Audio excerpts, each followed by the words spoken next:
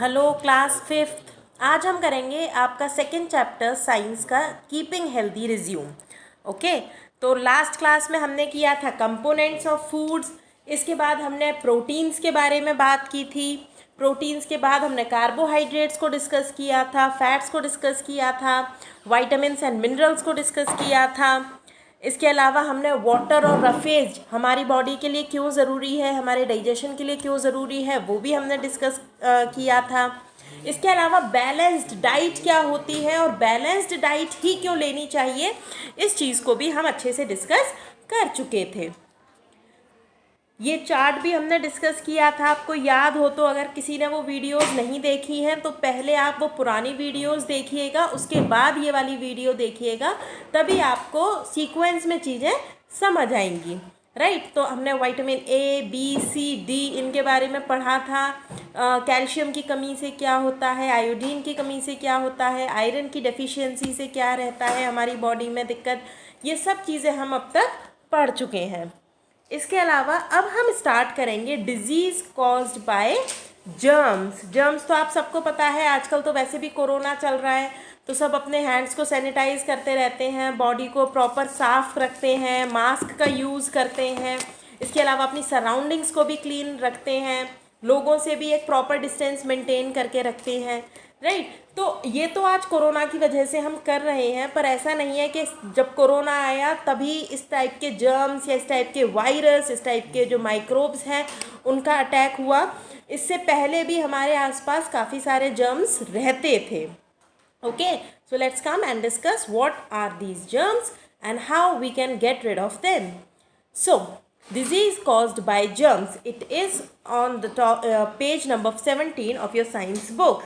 Okay, so germs and microbes are tiny organisms that we cannot see with naked eyes. यानी कि ऐसे, मैंने चश्मा नहीं लगा रखा ना, चश्मा नहीं लग रहा मेरे, जब मेरे चश्मा नहीं लग रहा, मेरे माइक्रोस्कोप नहीं लग रहा, तो मैं इस टाइप के छोटे छोटे माइक्रो ऑर्गेनिजम्स को नहीं देख सकती हूँ, यानी जर्म्स को नहीं देख सकती हूँ।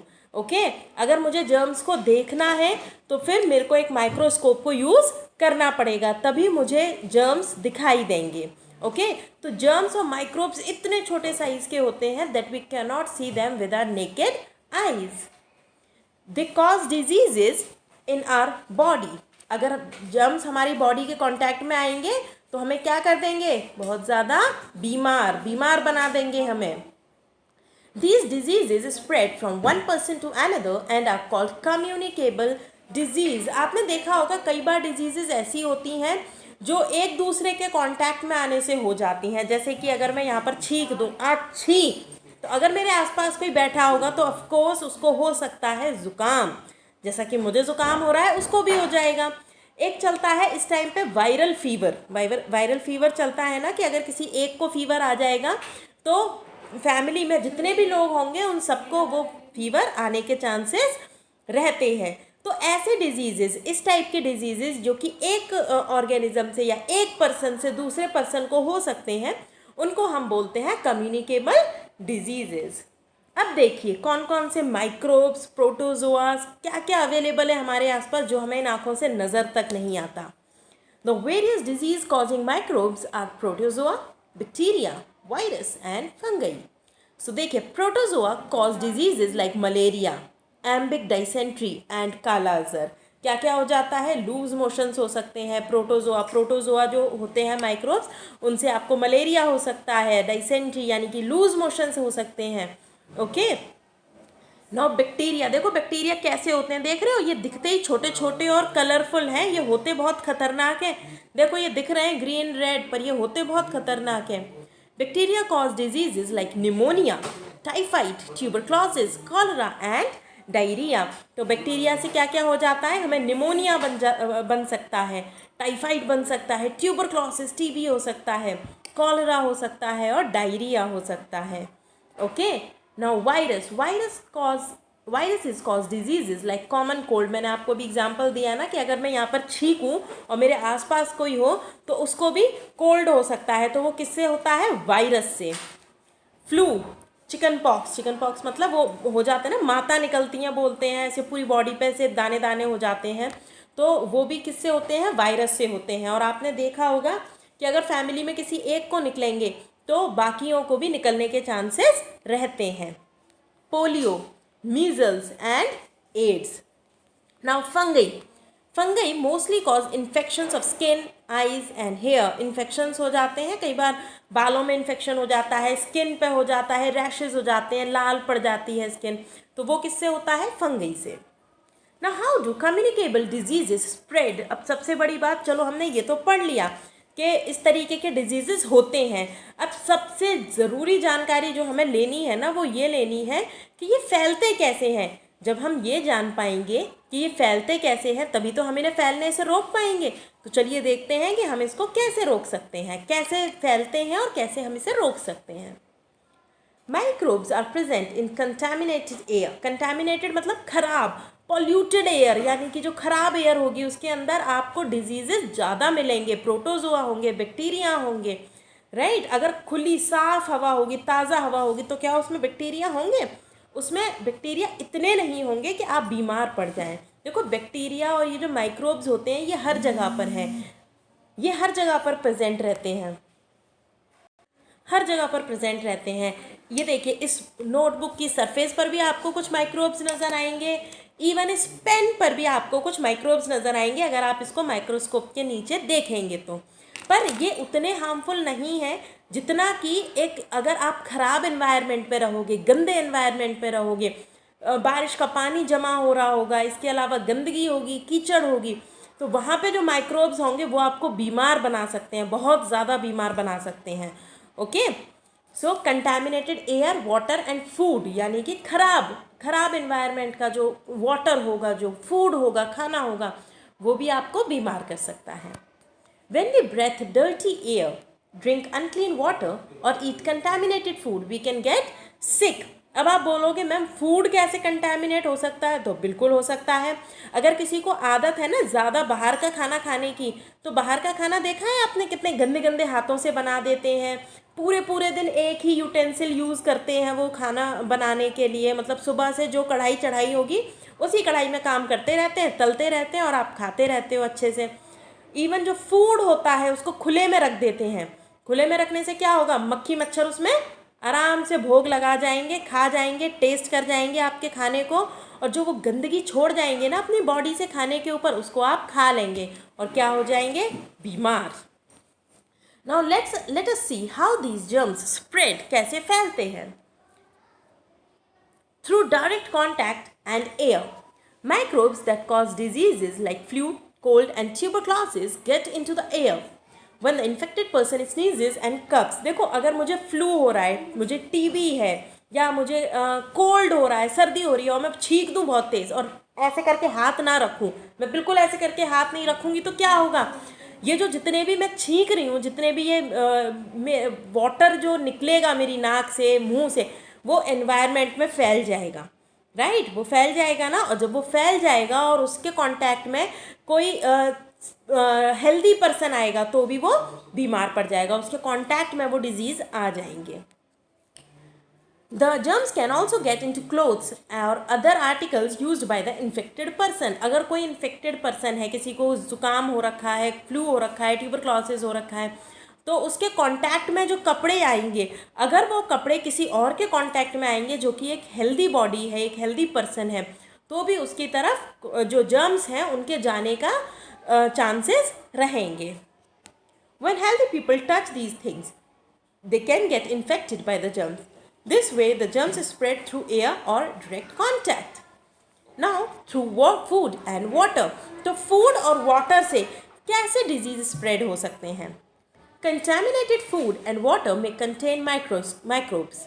These microbes are passed into the body of the person who consumes contaminated food or water. देखो, कई बार ऐसा होता है कि खाने में ये जो माइक्रोब्स होते हैं ये हो सकते हैं, इसके अलावा पानी में हो सकते हैं। अब अगर पानी है और वो ख़राब है, आपने ख़राब गंदी जगह से भर रखा है वो पानी, तो क्या होगा? अगर आप उस पानी को पियोगे तो उसके पानी के अंदर जो जर्म्स होंगे वो आपकी बॉडी के अंदर चले जाएंगे।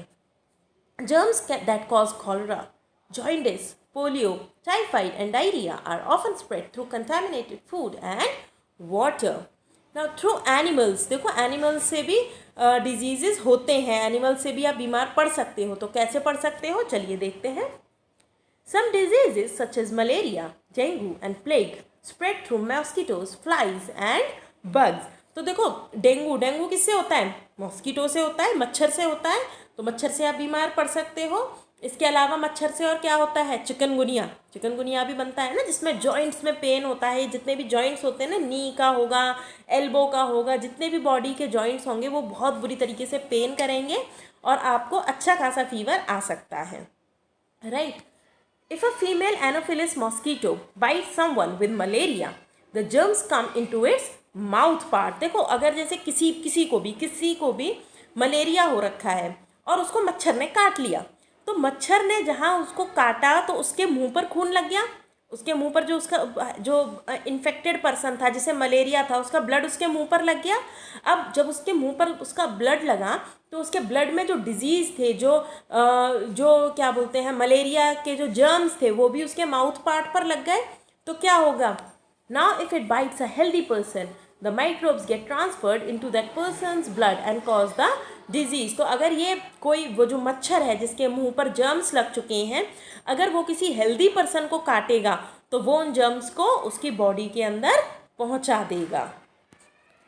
Plague is spread by the bytes of fleas. These fleas are carried by rats. तो देखो जो प्लेग होता है वो चूहों से फैलता है। एक्चुअली चूहों की जो बॉडी पर छोटे छोटे जर्म्स होते हैं वो प्लेग को फैलाते हैं। Flies also spread diseases. When they sit on stools and dirty places, the microbes from those places get stuck to their bodies. When these flies sit on uncovered food and water, the microbes contaminate them.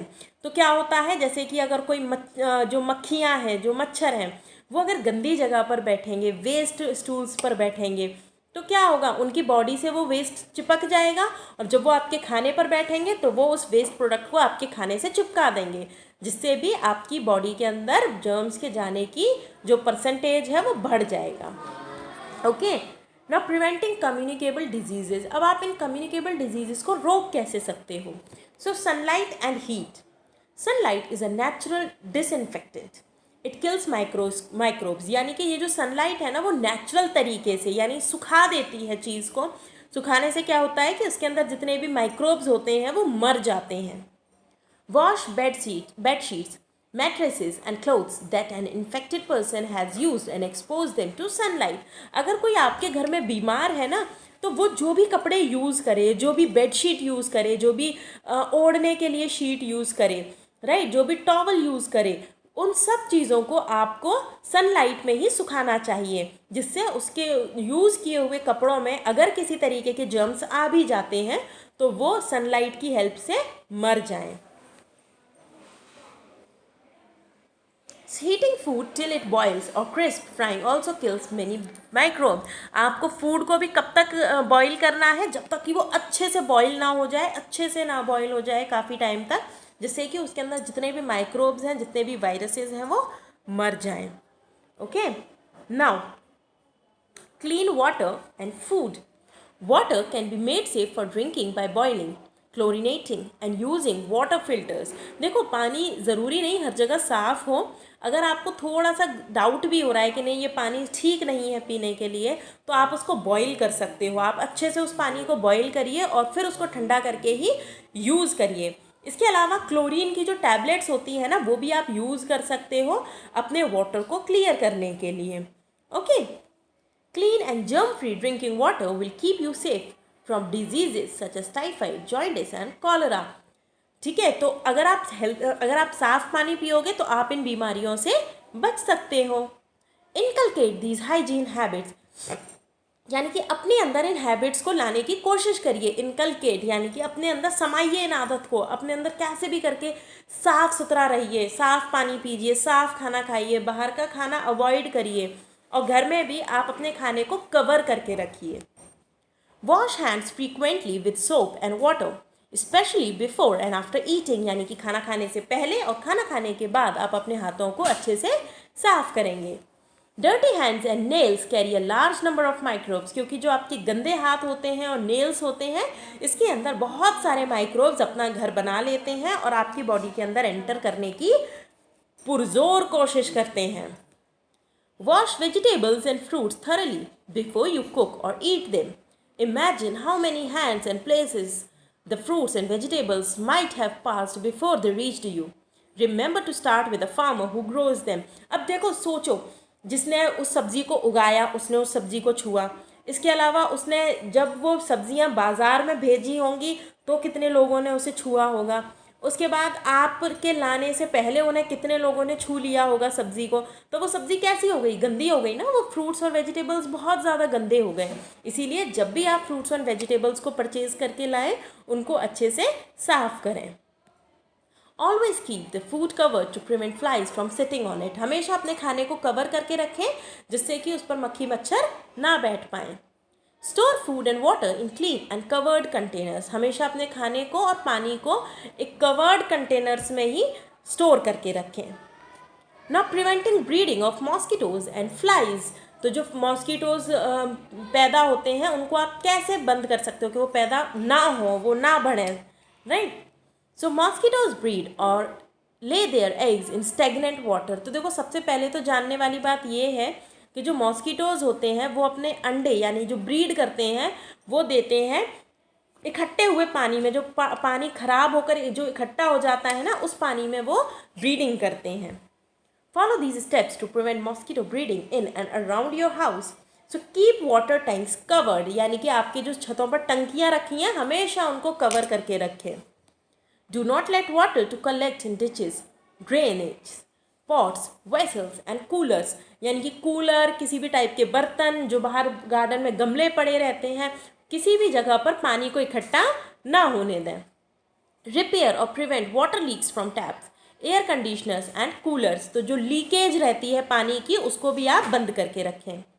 Wear full sleeved shirts and trousers. तो जब भी आपको लगता है कि आपके आसपास बहुत ज़्यादा मॉस्किटोज़ हैं, फ्लाइज हैं, तो हमेशा अपनी बॉडी को कवर करके रखें, फुल स्लीव के ही कपड़े पहने। Make sure the drains and sewers are clean. If you see them choked, inform your elders to get them cleaned. अगर आपको लगता है कि नालियाँ रुकी पड़ी हैं, ड्रेनेज सिस्टम लॉक हो चुके हैं, ठीक है, ये पूरी तरीके से चौक हो चुके हैं, तो आप अपने बड़े लोगों को बताइए कि प्लीज़ इसको साफ़ करवाइए। Ask the elders to get your house and neighborhood fumigated or sprayed with insecticides regularly. इसके अलावा आपके आसपास जितना भी एरिया हो जहाँ पर आपको लगता है कि पानी इकट्ठा हो रहा है, गंदगी हो रही है, तो वहाँ पर भी आप इंसेक्टिसाइड्स को स्प्रे कर सकते हैं। Flies breed in dirt and garbage. तो देखो, जो मक्खी मच्छर हैं, जो फ्लाइज हैं, वो हमेशा गंदगी वाली जगह पर ही पैदा होते हैं, गंदगी वाली जगह पर ही वो रहते हैं। So keep your house and neighbourhood clean, cover all dustbins, dispose of garbage properly. अपने डस्टबिन्स को कवर करके रखें, अपने आसपास सफाई करके रखें, और जो कचरा है उसको इधर उधर ना फेंकें, प्रॉपर एक जगह पर ही फेंकें जिससे कि वो आसानी से साफ हो पाए। Do not allow heaps of garbage to collect in और अराउंड योर हाउस। अपने घर के अंदर जैसे आप कूड़ा इकट्ठा नहीं होने देते, देखो अपने घर के अंदर तो कोई भी कूड़ा इकट्ठा होने नहीं देता, पर आपकी जो कोशिश है वो ये रहेगी कि आप अपने आसपास भी कूड़ा इकट्ठा ना होने दें। नाउ वैक्सीनेशन देखो सबसे ज़्यादा इम्पॉर्टेंट है। आप जान रहे हो, आज देखो कोरोना फैला हुआ है। अगर कोई वैक्सीन होती तो इतने लोग नहीं मरते, हम लोगों को घरों में बंद नहीं होना पड़ता और इतनी तबाही नहीं होती, राइट। तो वैक्सीनेशन बहुत इम्पॉर्टेंट है। वैक्सीन से आप सब जब छोटे होंगे तो आप सबको इंजेक्शन्स लगे होंगे। अगर किसी को नहीं लगे हैं तो प्लीज़ अपने पेरेंट्स को बोलिए कि अभी भी टाइम नहीं निकला है, आपको प्रॉपर वैक्सीन्स लगवाएं। तो सब लोगों का सबसे पहला होमवर्क तो यही हो जाएगा कि सब अपने मम्मी पापा से पूछेंगे कि उनके प्रॉपर इंजेक्शन्स लगे हैं या नहीं लगे हैं, और आपकी मम्मी बोलती हैं कि लगे हैं तो आप बिल्कुल प्रूफ ले लीजिएगा। एक पेपर, एक कार्ड बनता है सारे बच्चों का, ओके। तो मम्मी से पूछिएगा, ठीक है मम्मी, अगर मेरे इंजेक्शन्स लगे हैं ना तो मुझे वो कार्ड दिखाइए। कहाँ है वो कार्ड, देखूँ मैं भी कहाँ कहाँ कौन कौन से इंजेक्शन्स लगे हैं, ओके। तो सबसे पहले आपका यही काम रहेगा आज, ठीक है। तो अपनी मम्मी से अपना वैक्सीनेशन कार्ड ढूंढवाइए आज ही। Now vaccination, it is the act of injecting a person with a vaccine to protect him और हर फ्रॉम अ डिजीज़। तो ये क्या है, एक्चुअली ये एक तरीका है जिससे कि आपकी बॉडी में इंजेक्शंस के थ्रू आपको पहले से ही इम्यून कर दिया जाता है, आपकी बॉडी को पहले से ही स्ट्रॉन्ग बना देते हैं जिससे कि आपको कोई भी डिजीज़ ना हो। Vaccines are available for diseases such as polio, cholera, typhoid, jaundice, measles and meningitis। तो देखिए, जब आप अपना कार्ड देखेंगे ना, मम्मी वाला जो मम्मी आपको दिखाएंगी कि देखो बेटा ये रहा आपका कार्ड, इस कार्ड में आपके इंजेक्शंस की लिस्ट, आपके वैक्सीन्स की लिस्ट दी हुई है और आप देख लो आपको क्या क्या इंजेक्शन लगे हैं। तो उसमें आप चेक करिएगा कि आपको polio, cholera, typhoid, jaundice, measles, chicken pox सबके इंजेक्शंस लगे होने चाहिए। ओके, अगर नहीं लगे हों तो प्लीज़ मम्मी पापा को बोलिए कि अब लगवा लें, जिससे आप आगे बीमार ना पड़ें। अब हम सबसे लास्ट में बात करेंगे कीपिंग हेल्दी एंड फिट कैसे रह सकते हैं। सो ईट अ बैलेंस्ड डाइट, जो बैलेंस्ड डाइट हमने डिस्कस की थी, प्रॉपर वाइटामिन्स लेने हैं, मिनरल्स लेने हैं, फैट्स लेने हैं पर थोड़े से लेने हैं, ज़्यादा नहीं लेने हैं वरना मोटे हो जाओगे पड़े पड़े। इसके अलावा रफेज प्रॉपर क्वांटिटी में लेना है जिससे कि आपकी बॉडी में कॉन्स्टिपेशन की दिक्कत ना हो, और आपको कम से कम 8 से 10 ग्लास पानी दिन में पीना है। Choose food that is rich in roughage. Eat food items made from whole grains. Okay, so whole grain से बने हुए खाने को आपको खाना है। Eat plenty of fruits and vegetables, they protect you from diseases. तो आपको फ्रूट्स और वेजिटेबल्स भी अच्छी क्वांटिटी में खाने हैं। जो भी फ्रूट्स अवेलेबल हों, जो भी वेजिटेबल्स अवेलेबल हों आप खाइए। अभी तो सर्दी का मौसम आएगा तो और भी वैरायटी की वेजिटेबल्स आपके लिए अवेलेबल हो जाएंगी। सबको मिक्स करके अच्छी अच्छी चीज़ें बनवाइए और खाइए। Exercise regularly as it makes your bones and muscles stronger. सबसे इम्पॉर्टेंट, अगर पड़े पड़े खाते रहोगे ना तो मोटे हो जाओगे, और खाने से भी स्ट्रॉन्ग नहीं होते हैं। इस खाने के अलावा आपको एक्सरसाइज भी करनी होती है जिससे कि आपकी मसल्स और बोन्स स्ट्रॉन्ग रहें। Get enough rest and sleep well. Games खेलते हैं ना कुछ बच्चे, तो बिल्कुल उस आदत को छोड़ दो, क्योंकि गेम्स खेलोगे नींद पूरी नहीं होगी, दिमाग थका हुआ रहेगा, आंखें वीक होंगी। तो आपको प्रॉपर नींद लेनी है। It gives the body enough time to repair and maintenance. Keep your surroundings clean. इस पर तो हमने अभी पूरे कम से कम 10 मिनट डिस्कस किया है कि हम अपने आसपास सफाई को कैसे रख सकते हैं। Okay, now we have completed this chapter. You can do this word bank in your notebook in a good handwriting. Okay, after that you will provide it with all the question answers and exercise on your WhatsApp group. Okay, till then, bye.